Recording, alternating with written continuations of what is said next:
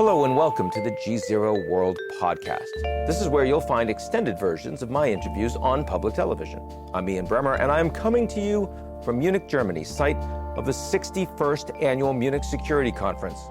World leaders, diplomats, and defense officials gathered here to discuss the most pressing security challenges, ongoing wars in the Middle East and Ukraine, and the threat of artificial intelligence and climate change. But the biggest story by far in Munich was the new administration in the United States. The second Trump term that Europe was anxiously anticipating at last year's gathering is now firmly underway, and with it comes a White House skeptical of their own global alliances and much more transactional when it comes to foreign policy.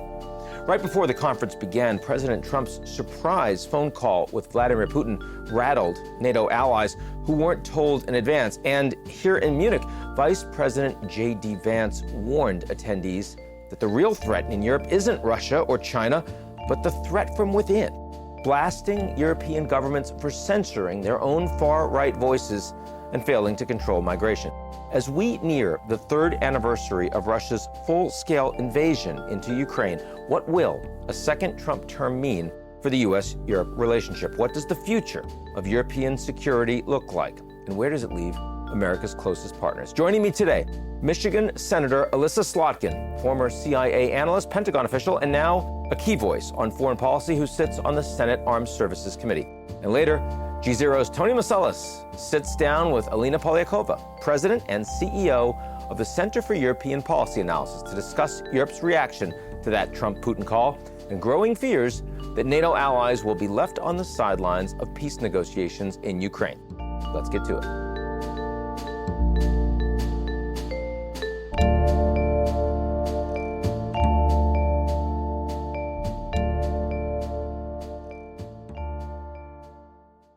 The GZERO World Podcast is brought to you by our lead sponsor, Prologis.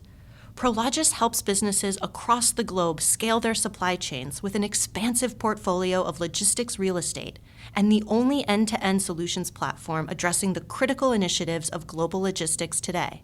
Learn more at prologis.com.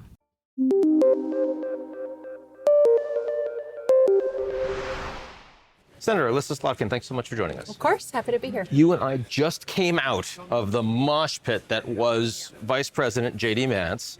Gave a speech last year, but it's a lot bigger speech, and there weren't any seats to be had. Give me your initial takeaways from that. Well, look, I mean, first of all, we're here at this big European, security conference, yeah. And the words Russia and Ukraine were not spoken. So right there, I mean, the issue that's on everyone's mind, where they're looking for some sort of hint at what President Trump is going to do, he didn't offer a single iota. And maybe that makes a statement in and of itself. And then he did what I think this administration is kind of, uses as their playbook. He punched others rather than talk about, the United States. He talked about issues with democracy in the United Kingdom and Romania and all these other European countries. He picked out specific cases, of people being arrested with sort of a lack of any EQ about what's going on in the United States. And I think the irony felt a little tough for those of us watching, knowing what the Trump administration is going through right now and what they're doing in Washington. So he wanted to create sparks. He did that. But he did not address the single solitary biggest issue on the mind of everyone at this conference. And I think that shows it tells you exactly where they are, actually. So, I saw the German defense minister actually yell out in the middle of the speech, "This is unacceptable." A lot of people didn't realize who it was that was yelling. I did not. I haven't seen something like that, frankly, since the Russians were here speaking. True. And I kind of wonder, what was the sense you got from the Europeans around the room and how they were reacting to what they're seeing right now from this administration? Yeah, well, look, it was a very quiet room. And even the applause was muted. And he, Vance made a joke about that. He said, "I'm sure I'm not going to get much applause." So I don't think that he was looking to people please. But I think the sheer idea of having a NATO allied defense minister yell at the vice president of the United States, I'd have to go back and see if we've ever done that as allies. It just shows you the stress in the system right now. People want to know what the United States is going to do. There's a lot of uncertainty. We met with President Zelensky today. And I think him pushing back on other European nations wasn't the thing they were looking to hear. Now, privately in the meetings that Vice President Vance was having with the Germans, my takeaways have been more balanced. In other words, this speech was a lot for his own audience, maybe some from the AfD in Germany as well, but talking in a more constructive way about, yes, we know the Ukrainians need to be part of the process, the Europeans need to be part of the process. Do you feel a little bit of that actually when we're not doing the hot takes in front of everybody, that actually the business of the alliance is a little more constructive? Well, I think, yeah, there's been a lot of meetings, which is good, right? There's been a lot of conversations. I've been in the ones with my Senate colleagues, Democrats and Republicans, and I still think there's a lot of voices coming out of this administration. I still think it's hard to figure out what their approach is to Europe. And the President Trump has told people that he's going to cut off all aid to Ukraine, but aid is still going to Ukraine. He said he's going to negotiate with Putin, sends his defense minister to be hardline, and then walks it all back. So I think there's still a lot of questions, even if the meetings are friendly and productive. Now, Zelensky was clearly surprised by a 90-minute phone call between Trump and Putin, and the initial conversations we saw from Zelensky were a bit of, this isn't any way to run the relationship. When you saw him today, when the congressional delegation saw him, how would you say, did anything he said surprise you in terms of his level of comfort with the situation or willingness to criticize, any of that? I mean, I think he was looking to a bipartisan group of senators to say, hey, we've had a long relationship. We need to make sure that we don't screw this thing up right at the end of the sort of 10-yard line. I think that he did it feel like the end? I mean, does he recognize that? Yeah, we gotta find a way to end the fighting here. Look, he's the president of a country that's in the middle of a war, so he's not going to concede that we need to get right to the negotiating table. He's worried about conversations happening without him, right? And I think, I've worked at the Pentagon. I'm a CIA officer by training. Our golden rule is you don't talk about them without them. Right. And I think that's what went on last week. And I think, we tried to sort of support him by saying, look, we see this as a bigger issue than just Russia, Ukraine. Right. The Chinese are watching everything that's going on here. They're watching American staying power. They're trying to understand, does America actually even care about democracies getting invaded? Or will they kind of roll over eventually? Because that's interesting for them, for Taiwan and a bunch of other places in Asia. And so I think that contextualizing this as a global issue is very important for him, for the senators that have long supported Ukraine. And I think, he is trying to understand the voices coming out of the administration too, right? I think it's still hard to figure out. Now, Ursula von der Leyen, speaking right before Vice President Vance, talking about a transatlantic relationship in crisis, a recognition that Europe has not taken a lot of these issues as seriously as they should. They need to be much more competitive, spend a lot more, but also saying that Ukraine is not just a European problem, it's an American problem. How much do you see this resonating with your colleagues in Senate right now? Because you're in a bipartisan code now, right? So it's a great time for you all to actually get together and have real conversations. Yeah, and actually develop legislation and things we want to do together. And that was happening in real time as we met with the Secretary General and with Zelensky. I think you're going to see bipartisan support for NATO countries paying their fair share. And we've talked about that for a long time. Oh, yeah. We've tried the carrot. We've tried the stick. We've tried all kinds of different things. If Russia invading Ukraine doesn't get you and your country on the continent of Europe to spend the agreed upon amount on defense, we got to have some tough conversations. Italy, Spain, Portugal, they're closer to this than the United States of America, and yet they're not pulling their fair weight. And so you're going to see bipartisan support for that. I think there was also bipartisan support for understanding that this is an American issue. It's a global issue.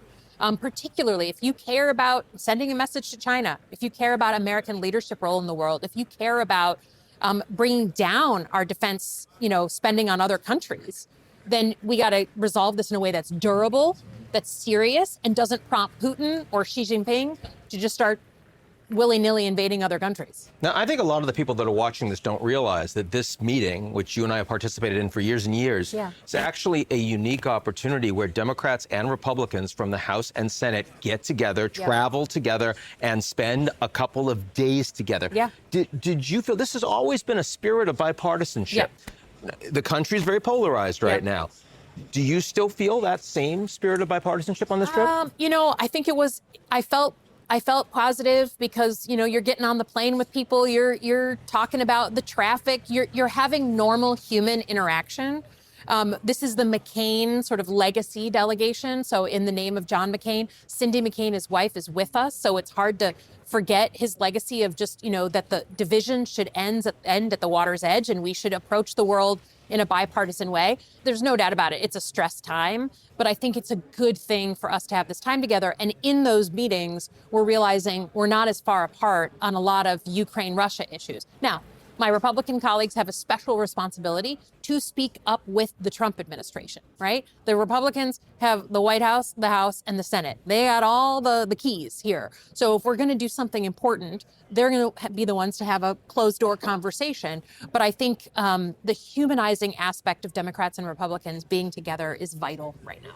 Now, you said that China's watching this very closely as well, not just Putin. Yeah. Do you think, coming out of this meeting so far, if you're the Chinese, do you feel like you have a world with more opportunity? Or are you worried about the level of instability? How do you think they would gauge this? Well, certainly when they watch the feed of the vice president's speech and they see that he did not mention Russia or Ukraine once, they could easily say to themselves, great, Trump said he was going to end this no matter what. Trump said he said all kinds of glorious things about Vladimir Putin over the years. Looks like we're on the downswing on this, and American resolve was short-lived.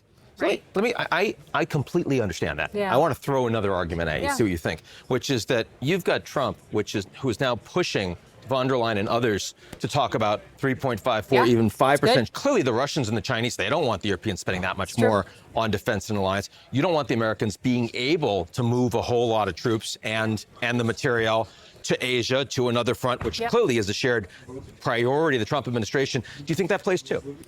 Yes. Look, I think it's good. And I'd have to say it's clear that President Trump's threats are what's moving NATO. That and Putin are what is moving these countries who have not spent as much to spend more, including Germany, where we're sitting right now. I think we all want the Europeans to do more, to be more active in their own defense, to volunteer earlier, to provide more funding and more support to places like Ukraine. We all want that. But I think it all depends on how you view the American role in the world. Do you believe that the United States of America has a unique leadership role? Or are you okay with the Chinese having a leadership role, with a European nation are you okay with kind of a multipolar, like lots of leaders with lots of different agendas? Can the Americans make that decision? Even if they wanted to? Since World War II, it hasn't just been our decision. You ask any European here, I used to walk into a meeting when I was at the Pentagon, an international meeting, and I'd say, okay, what are our ideas? Let's say we were fighting ISIS in Iraq and Syria. And they'd say, well, you're the United States. Like, tell us what we should be thinking about, right?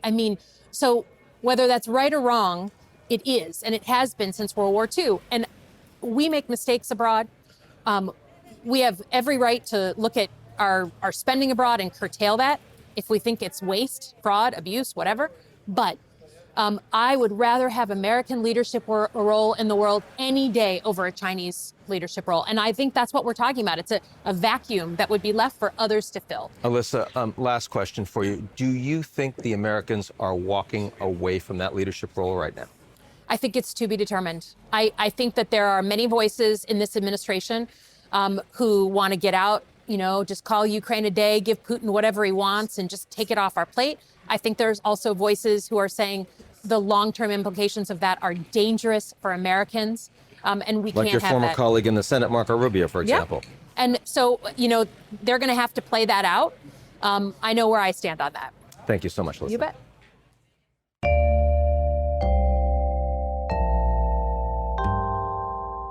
The GZERO World Podcast is brought to you by our lead sponsor, Prologis. Prologis helps businesses across the globe scale their supply chains with an expansive portfolio of logistics real estate and the only end-to-end solutions platform addressing the critical initiatives of global logistics today. Learn more at prologis.com.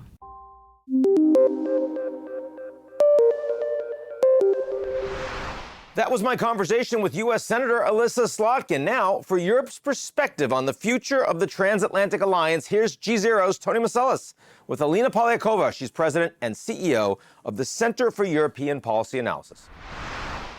Alina Polyakova, president and CEO of the Center for European Policy Analysis.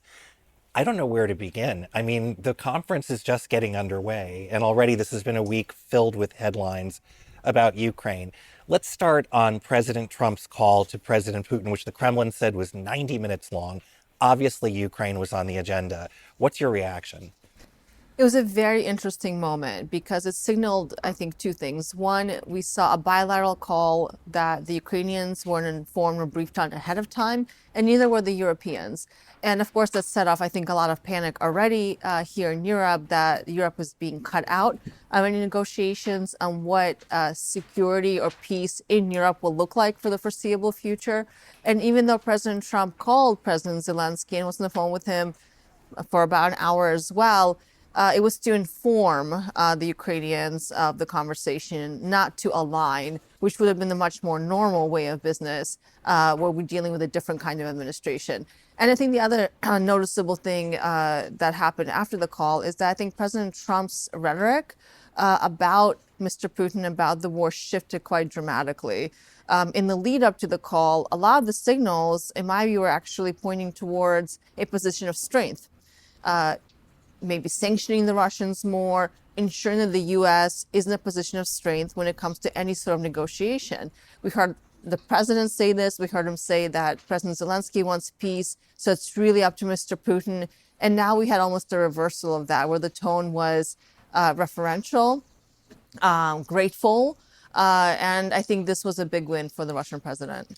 When you speak about, coming from a position of strength, react to the fact that the U.S. already projected, we'll take NATO off the table for Ukraine. We will not put U.S. boots on the ground. Evaluate that as a negotiating tactic. So you're definitely referring to Secretary of Defense Hegseth's comments at the so-called Rammstein group here in Europe in the last 24 hours or so. I mean, it was confusing because on the one hand, he didn't say anything that should have been a surprise. The three main points he made, that it's not realistic to return to Ukraine's 91 borders. I think everyone understands that to be unrealistic because of Crimea primarily. That NATO membership for Ukraine is not realistic. People understand that as well. It was also not realistic for the Biden administration. And then the U.S. wouldn't commit any boots on the ground. Again, the Biden administration also said that. I think the problem wasn't with what he said, is that he said it out loud and obviously in the lead up to some sort of negotiation with the Russians based on the almost concurrent phone call that President Trump had with Putin. So you took a lot of leverage, meaning the U.S. took a lot of leverage off the table before we even sat down at that table. To Hegseth's point, Defense Secretary Hegseth's point about it's unrealistic to think that we're getting back to the 2014 borders. Is that kind of a fait accompli now? Is that something that even European leaders are saying is probably the truth? It's really hard to say. What we know is that even President Zelensky over the last year or so has been saying that there could be some negotiated conversation over territory in quite broad strokes. And I think part of that also has to do with the fact that public opinion in Ukraine has also been shifting, given that we're 3 years into this war, entering its fourth very soon here. So there's a realization that some territorial concessions will probably have to happen to secure, hopefully, a sustainable peace. But that sustainable peace has to be backed up by force. That is the only way deterrence works. And I think the bigger problem, again, what this Secretary of Defense said was that the Europeans may not be able to count on a U.S. backstop. So even the Europeans, let's say, commit the thousands of European troops to control whatever line of contact is negotiated with some territorial concessions from Ukraine, they still need the U.S. as a backstop because that is the only reality that the Russians take as a real deterrent. They don't see the Europeans as a real threat, militarily speaking. And I think that is what the real conversation is really hinging on right now. So knowing that and hearing from Ukraine's President Zelensky exactly that security means the United States has to be involved, to what extent do you think that will bring Zelensky to the negotiating table to give Trump a few more concessions than he would have Biden? I think the Ukrainians are very smart in how they have been approaching the new administration. They've pivoted because they've understood that the appeal to a Trump White House is very different than the appeal to a Biden White House. They've been looking for cards in their pocket that they can play. One of those cards has been critical minerals. Ukraine is incredibly rich in natural resources, including dozens of critical and rare earth minerals that are essential to today's economy. And then the US sees it essential, and certainly probably people like Elon Musk also understand to be essential for some of his projects, especially with EVs and Tesla. So the Ukrainians have pulled this out of their pockets, saying, look, we have all of these resources that the United States should want to control. It's one reason why the Russians are occupying the most rich part of Ukraine, which is the Donbass, the eastern part of Ukraine. So they're trying to find ways to have a transactional approach to this administration. Whether that will work, whether that will sway, especially the president, in their favor, I think really remains to be seen. So you referenced public opinion in Ukraine. We heard something similar from President Trump in an interview this week as well, saying Zelensky's poll numbers are down. Just take a look at them. What is the sentiment within Ukraine at this point, and what is the feeling among Ukrainian citizens about how and when this should end? Well, I think there's no question that Ukrainians absolutely see Zelensky as a legitimate leader. There's no question about that. Ukraine has, of course, been under martial law since the Russian invasion. It is impossible for Ukraine to hold any election right now. You have millions of people who are outside the country.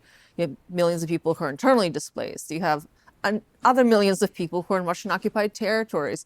You cannot hold an election that I think will be deemed free and fair under these conditions. So I think Zelensky has been in a difficult place. Yes, his support numbers have declined over time because I think the country is very tired.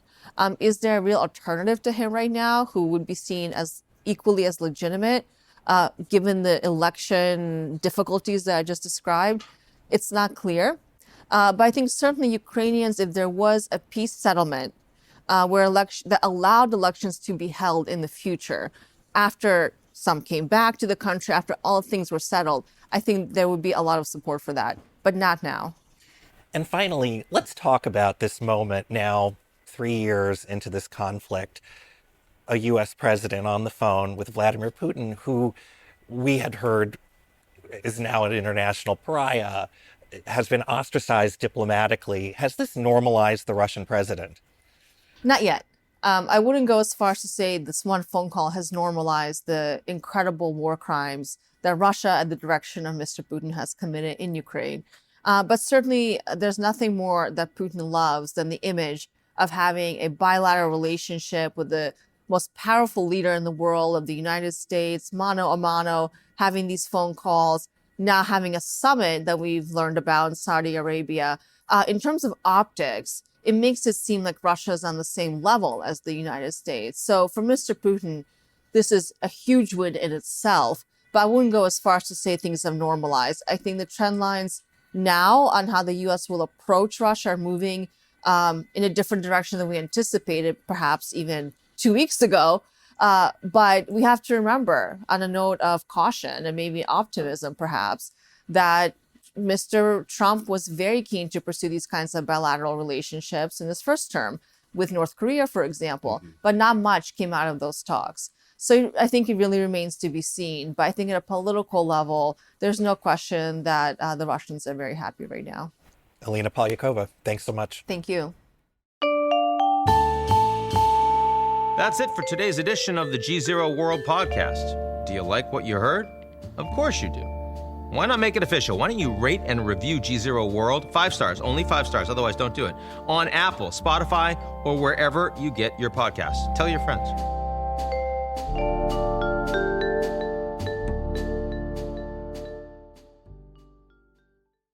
The GZERO World Podcast is brought to you by our lead sponsor, Prologis.